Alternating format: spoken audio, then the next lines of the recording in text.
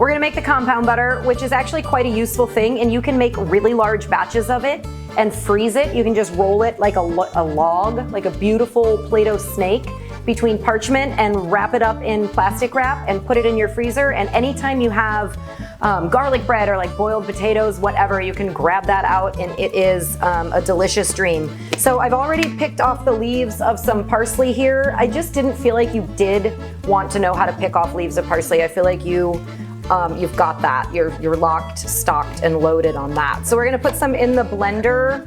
This is my little Cuisinart like mini chop. I do love this tool. When I figure out how it closes is my favorite part.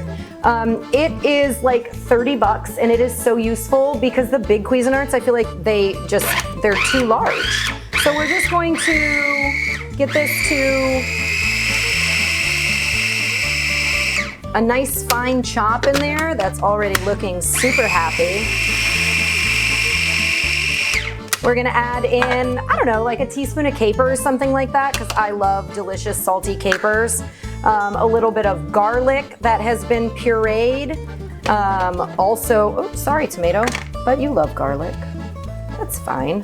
That is a must in all delicious butters, and our softened butter. That's about 10 ounces of softened butter, or about a stick and a quarter, somewhere around there.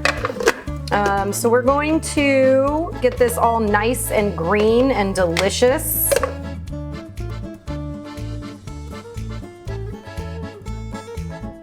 Cast iron to sear these beautiful scallops that we have over here.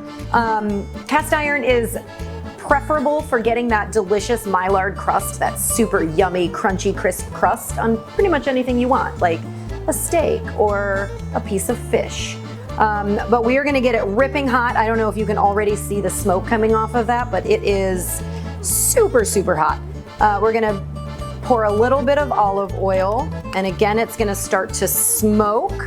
I have already patted these dry, also essential for getting that crust. You don't want a wet surface when you start. It should be super tacky. So we're just gonna place our scallops in the oil, setting them on the cast iron. 1, 2, 3, 4, 5, 6. Fantastic.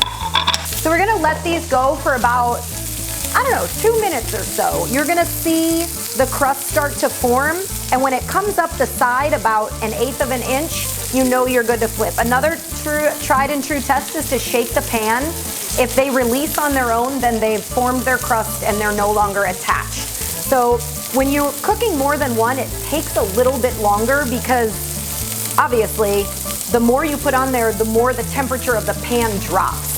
So anytime you add something to a hot surface, it changes the temperature as soon as it touches it. So we've added 6 scallops, it dropped our temperature. We're gonna let our temp come back up, form that crust, and then we're gonna flip them onto these fantastic shells that I purchased on Amazon for literally zero money. But they're gonna go in here, get topped with our compound butter, go under the broiler, and you're literally done. We've got a beautiful crust. We're super happy about that. We are gonna put the scallops into the shells. My favorite way to entertain is to have to do as little as possible when my guests are actually at my home.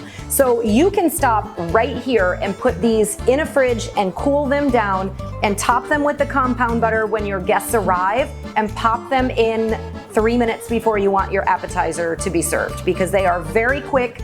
They look beautiful just like this. They can hang out in the fridge for an indefinite amount of time, less than a few hours.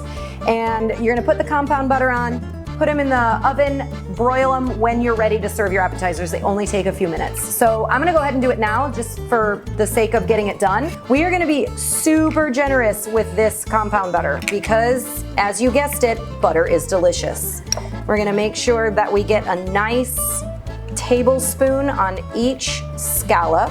You can use any herb you want in these compound butters. If parsley's not your jam, I'd say any leafy herb would do. I'd stay away from like a woody herb like a rosemary or a thyme, but like basil, cilantro, parsley, oregano, marjoram, any of those work very well. They play very nicely with compound butters, or with butters to make a compound. So we're just gonna stick it in here. Got our broilers set to high. We're gonna let those go about 3 minutes, pull them out. They're gonna be beautiful and green and magical. We're gonna top them with a little Maldon. We're gonna serve them to our guests. They're gonna be happy. Your butter is all melted and giving that delicious, luscious cushion to the scallop. Yeah, and we're happy with that. Just gives it a nice little cushion so that they don't rock on the plate. And there you have it. Pan-seared scallops with parsley compound butter. Buon appetito.